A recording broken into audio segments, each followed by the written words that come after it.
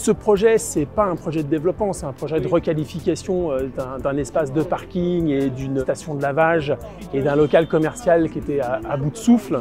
Et c'est l'opportunité pour ce projet d'amener une offre de mètres carrés nouvelle, dédiée aux familles, dédiée aux loisirs et un environnement de parking qui sera beaucoup plus sécurité où les piétons, résidents, commerçants, consommateurs et familles ne seront pas mixés avec les véhicules sur les nappes de parking. L'objectif, c'est vraiment de donner un environnement de service qui réponde aux meilleurs standards. Ça s'intègre dans la stratégie globale de plan de campagne, puisque le plan de campagne évolue au fur et à mesure, devenant d'une zone commerciale une zone de loisirs, une zone de vie. Il fallait que Plan Village accompagne ce mouvement.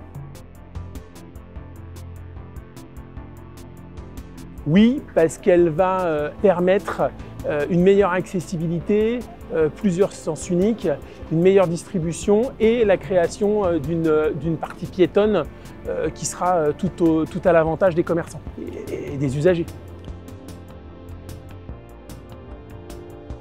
Pour moi, il y a deux spécificités. La première, c'est que c'est un bâtiment qu'on a lancé sans commercialisation, ça c'est significatif. La deuxième, c'est qu'il va être fait dans ce qu'est l'ADN de Valimoreim, c'est les meilleures pratiques environnementales au bénéfice tant de l'usager que du commerçant.